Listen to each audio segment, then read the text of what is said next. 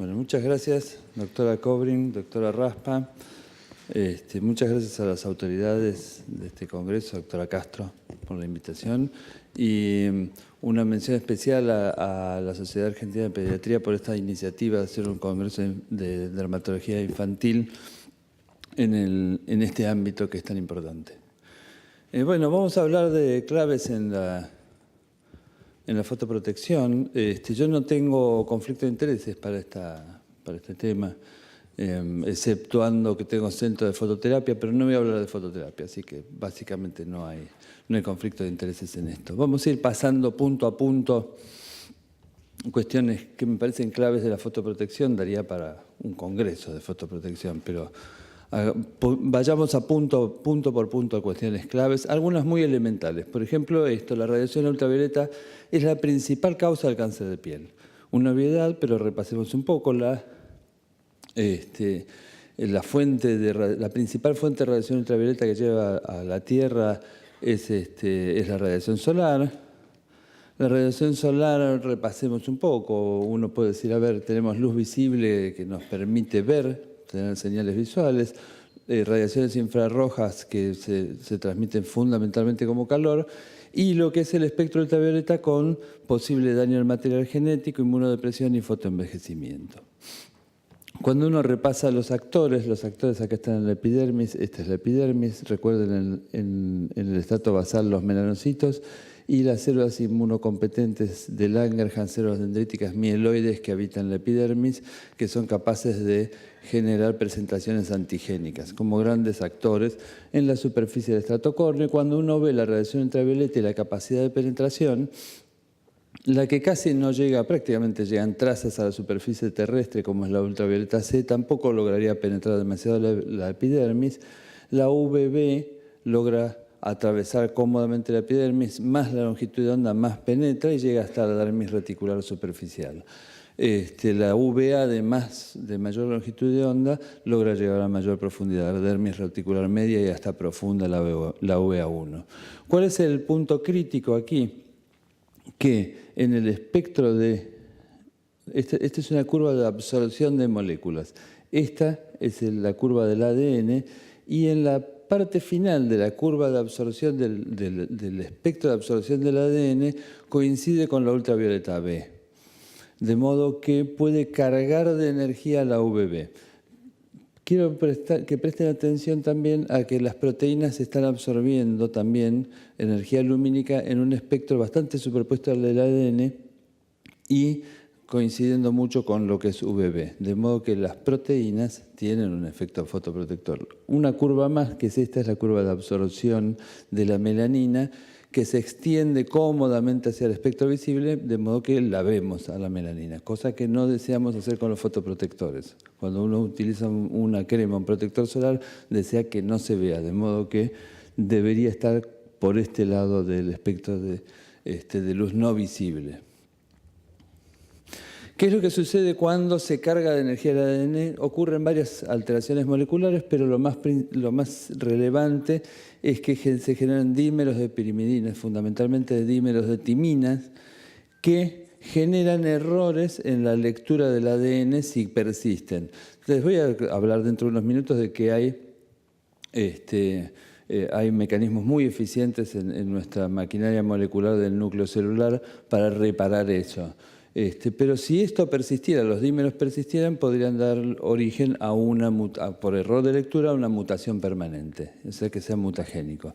Cuando uno irradia, ¿qué es lo que sucede también inmediatamente después de irradiar una epidermis con UVB y que se generen estos dímeros de timina, se gatilla un mecanismo, que esto es difícil de lograr visualizar, de expresión de la P53. La P53 detiene el ciclo celular hasta que se generan los mecanismos de reparación.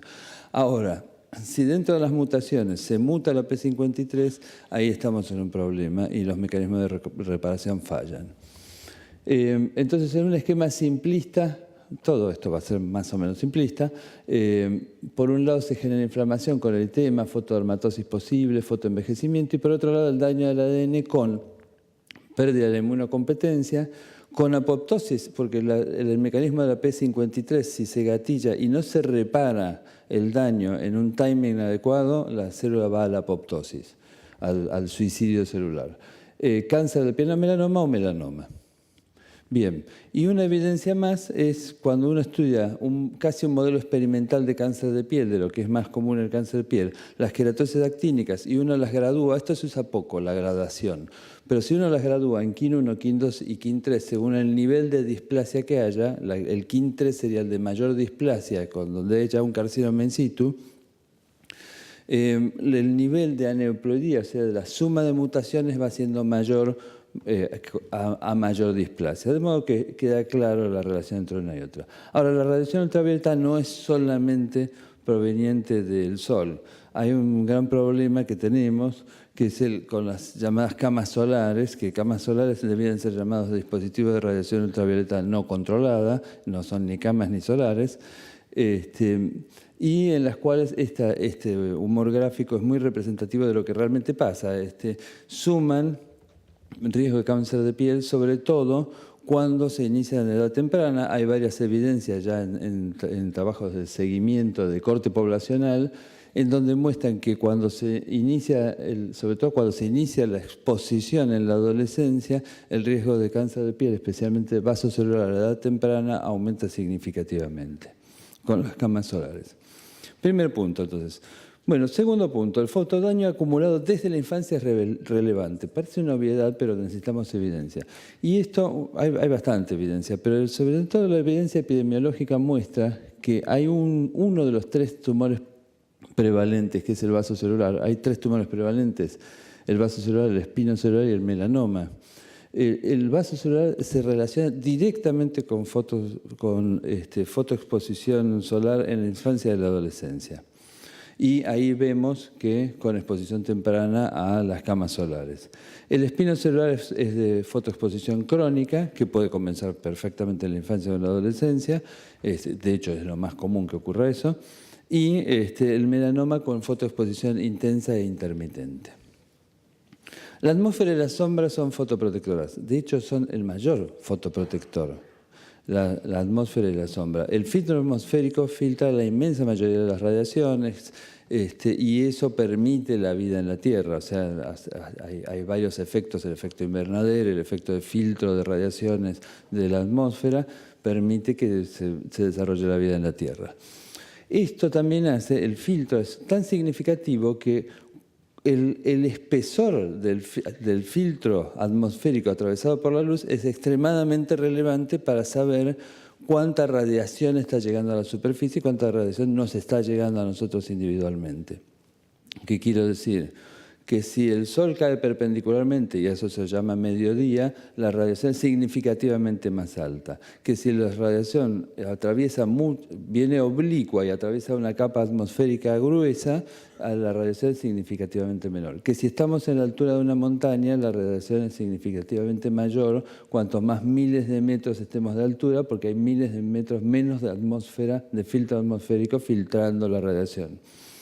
Eso también suena a obviedades, pero es muy importante. Y el hecho de medir la sombra.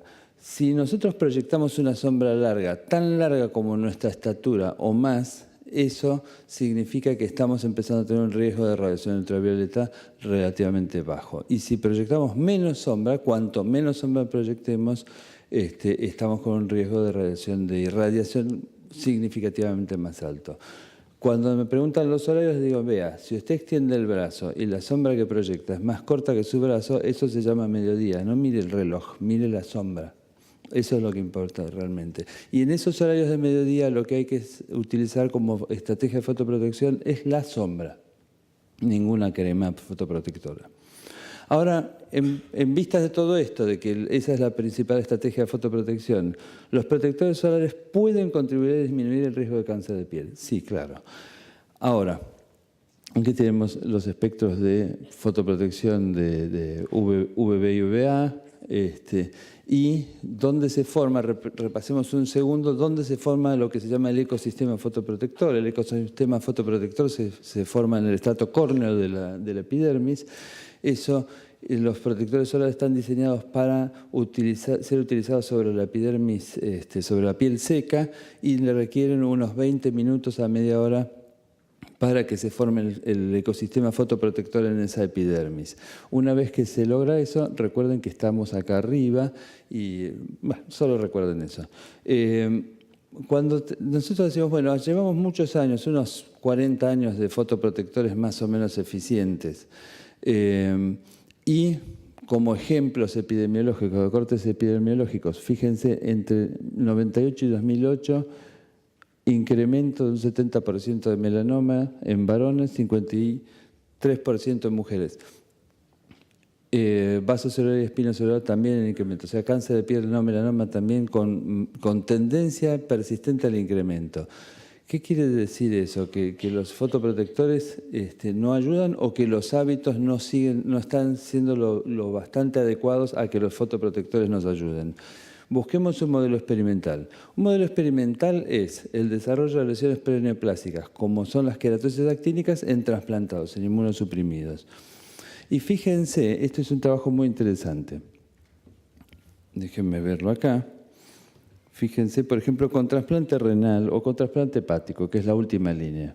Fíjense, con fotoprotector, pretratamiento, a los 12 meses y a los 24 meses, recuento de queratosis actínicas en un paciente que utiliza fotoprotector de alto nivel sistemáticamente versus un grupo que no lo utilizaba. O sea, el grupo que no lo utilizaba, que es el de la derecha, el grupo control, incrementó a lo largo del tiempo las queratosis actínicas, que son lesiones perineoplásicas. El grupo que utilizaba el fotoprotector fueron cayendo las queratosis actínicas. Quiere decir que los protectores solares en su correcto uso hacen un aporte significativo.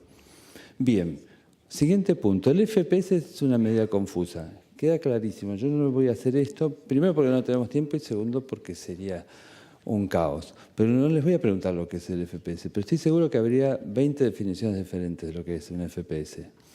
Y el FPS, y hay muchas publicaciones sobre esto, sobre la confusión que significa el numerito ese del FPS.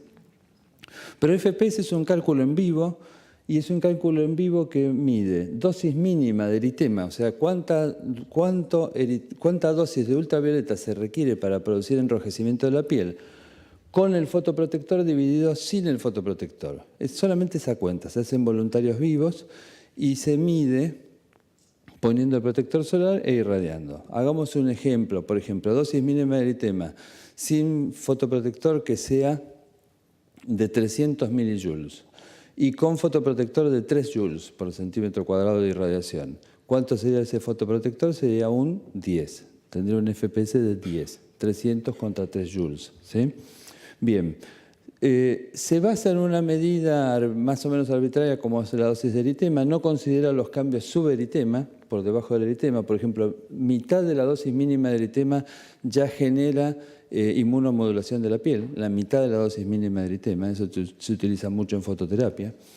Hay dos normas diferentes, ligeramente diferentes, pero lo bastante como para que den números distintos, que son la de FDA y la COLIPA, que es la europea, y se mide con cantidades de fotoprotector, de crema protectora, que nadie utiliza. Porque la realidad es que se mide con 2 miligramos por centímetro cuadrado, lo cual sería más o menos el volumen de una pelota de golf para toda la superficie del cuerpo por cada aplicación. Con lo cual un protector solar de esos grandes familiares por persona, por semana, en unas vacaciones tipo, duraría una semana. Familia tipo, 2 semanas debería llevar 8 de esos tarros de fotoprotector y les aseguro que uno mira que llevan uno y les sobra y les queda. Entonces, a ver, evidentemente no estamos usando las cantidades con las que se mide. Y lo más relevante de esto es que cuando se mide con la cantidad que suele utilizar la gente, un 30 termina siendo un 9, un 50 más un 14 y un 100 un 25. Por ahí. O sea, cae significativamente. Ahora, por otro lado, la realidad de cuánto aporta un protector solar de más de 30, cuánto es la contribución marginal en lograr que la irradiación no llega a la superficie de la piel y en realidad por arriba de 30 la contribución marginal es pequeña. Veámoslo en un gráfico, de hecho no empecemos a hacer cálculos de farmacoeconomía como costo incremental y demás porque nos da todo mal por arriba de 30. De hecho, miremoslo al revés. Un 15 todavía persiste un 6.7% de radiación que llega a la superficie. Pero una vez que llegaron a un 30, el delta logrado por arriba de ese número es relativamente muy pequeño. O sea, la contribución marginal va siendo muy pequeña en los protectores más altos. La contraparte de esto es que uno sabe que si recomienda un 30, van a usar tan poca cantidad que le va a dar 5 o 7 de protección solar real. Con lo cual terminamos entrando en un juego de recomendar 70 para que les dé 30 de protección real y tengamos un espectro adecuado. La piel de los niños requiere medidas especiales, obviamente. Digamos, acá hay una revisión muy linda, no tengo tiempo de pasarla demasiado. En la Pediatrics, el que quiera después me pide el material, todo queda a disposición de ustedes. Hay algunos datos significativos. Por ejemplo, el espesor de la epidermis en infantes 7.3 micras contra adultos 10.5. No la epidermis, el estrato córneo. El estrato córneo tiene dos características muy interesantes. Una, que tiene proteínas, la mayor acumulación de proteínas que tienen un valor fotoprotector. Y segundo, que ahí se genera el ecosistema fotoprotector en la epidermis, cuando uno pone protector solar. Y después la otra cosa, la lipidización, que es la que forma la barrera cutánea, con lo cual hay facilidad de que penetren sustancias esa barrera cutánea. Cuanto menos lipidizada está, que eso es lo que ocurre en los chicos. Recomendaciones tipo de la American Academy of Dermatology. Yo allá no leo nada. Evitar la exposición en chicos menores de 6 meses, evitar los protectores solares en niños menores de 6 meses, ambos dos muy recomendables, por supuesto. Digamos, si va a necesitar alguna fotoexposición, obviamente que va a requerir algún protector solar, pero evitarlo siempre que sea posible, utilizar protectores de mayores de 30 y que los ingredientes ideales son óxido de zinc y dióxido de titanio. ¿Por qué? Porque son sales que no van a pasar del estrato córneo. Entonces, uno evita químicos de los cuales no tiene seguridad, no sabe exactamente cuál es la seguridad. Los protectores deberían ser físicos exclusivamente en la infancia. Bien, la educación y las creencias son relevantes, hay que explicarlo a eso. La educación y las creencias al respecto son relevantes y el cambio cultural a lo largo del tiempo es muy relevante. Hay dos trabajos muy interesantes para mostrarles muy brevemente. Uno es de los alemanes comparando las medidas que tomaban los padres con los chicos en las vacaciones, en la playa o en el día a día en el parque. Y eran significativamente diferentes. Esto era en el parque y esto era en la playa. O sea, y esto es referente a la vestimenta. O sea, no consideraban que la exposición solar del día a día fuera significativa.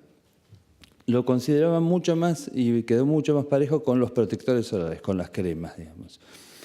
Otro muy interesante es la evolución, o sea, cómo le impactó la educación a lo largo del tiempo, esto es de Francia, de los franceses, cómo evolucionó la educación respecto de los padres con los chicos.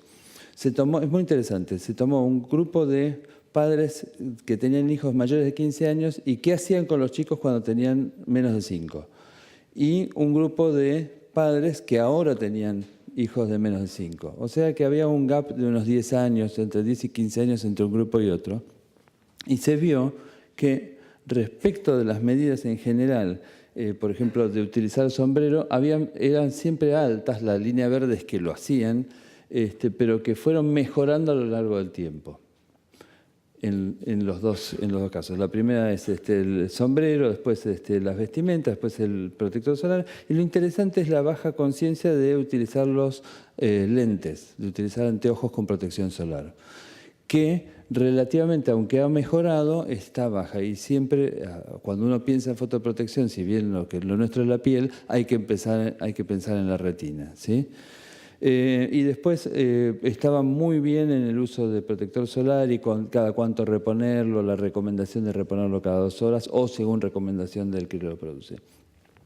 Punto altamente conflictivo es la vitamina D, que acá les pongo no se afecta por los protectores solares, un poquito provocativo, pero no se afecta significativamente. Y hay o sea, se habló mucho de esto, ¿no? El hecho del protector solar hace que no se produzca vitamina D, pero hay un trabajo con una evidencia muy fuerte que se utilizó en 3 grupos en Tenerife, en unas vacaciones, una semana de vacaciones, y se les midió sistemáticamente vitamina D.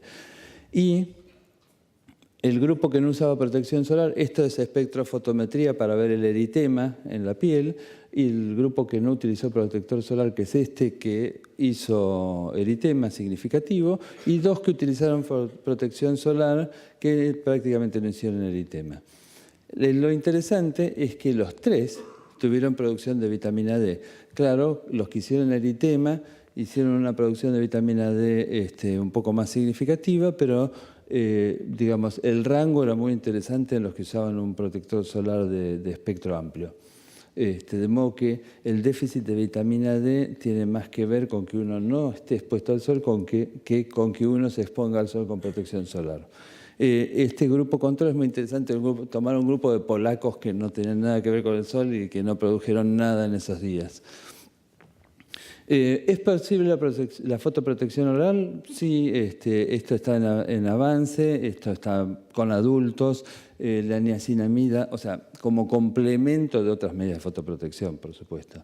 Pero la niacinamida en dosis de 500 miligramos cada 12 horas ha generado una caída significativa en producción de queratosis seborreicas, o el famoso polipodium leucotomos como fotoprotector, que me puse a buscar si en los chicos lo habían usado y llamativamente encontré esto, que los chicos que en niños en población pediátrica lo usaban para dermatitis atópica y hasta con resultado. Esta es la caída en el escorat. Hay estrategias de fotoprotección oral en desarrollo y además se puede asociar reparación del ADN al protector solar. Esto ya se viene haciendo desde hace unos años. Esto es parte de la base de la demostración por el absurdo, que es todo lo contrario. Cuando hay xeroderma pigmentoso y falla una de las enzimas reparadoras del ADN, la curva de aparición de neoplasias malignas en la piel es temprana, es exponencial, a diferencia de la curva normal. Viceversa, nosotros reparamos la mayoría, pero hay parte que no logramos reparar, entonces se puede agregar enzimas como la fotoliasa. La liasa normal lo que hace es separar estos dímeros de pirimidinas, fundamentalmente dímeros de timinas, en 9 nanosegundos. Agregar una fotoliasa en el protector solar hace un aporte. El tema es la biodisponibilidad, lograr que llegue hasta el núcleo celular. Y hay otra combinación muy interesante donde se utilizó una liasa, esto es normal, esto es sin fotoexposición, y esto es agregar una liasa en el protector solar y una endonucleasa en un postsolar. Y entre los dos lograron, utilizando estas 2 enzimas reparadoras, lograron que los test de mutaciones dieran exactamente igual que si no se hubiera expuesto a la radiación ultravioleta.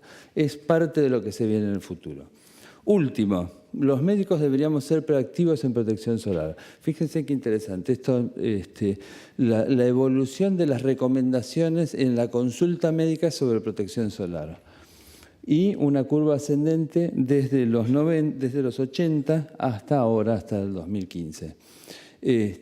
Lo interesante es qué número ridículo nos da, que en Estados Unidos en el 1.2% de las consultas recomendaban protección solar. Es cierto que tomaban las consultas en general, aunque cuando tomaban un segmento de dermatólogos, 85% recomendábamos protección solar. Pero de todas maneras es muy interesante el número y hay que ser proactivos en cuanto a las recomendaciones.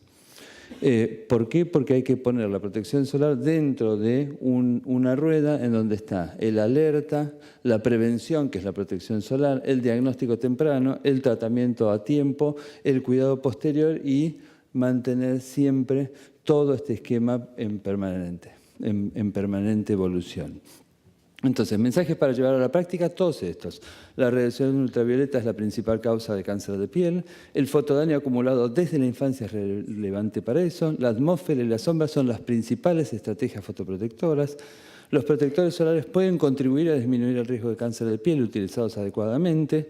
El FPS es una medida confusa, hay que utilizar los protectores solares en buena cantidad y reponerlos. La piel de los niños requiere medidas especiales, un fotoprotector pediátrico debería ser físico. La educación y las creencias son relevantes. La vitamina D no se afecta significativamente por los protectores solares. Es posible coadyuvar la fotoprotección con moléculas consumidas oralmente. Se puede asociar reparación del ADN a los protectores solares y los médicos deberíamos ser proactivos en el tema de protección solar. Y deberíamos tener bien presente esto, que es el esquema de prevención primaria. ¿Cuántos cánceres? Esto es de Cancer Research de UK. Y dice, ¿cuáles son las principales estrategias para prevenir la mayor parte de los cánceres que tenemos actualmente? Lo que recomendamos en la consulta. Deje de fumar, no tenga sobrepeso, no esté sedentario, consuma fruta y verdura, limite el alcohol, fíjese los riesgos ocupacionales, exploremos infecciones crónicas y no abusemos de la radiación ultravioleta. Muchas gracias.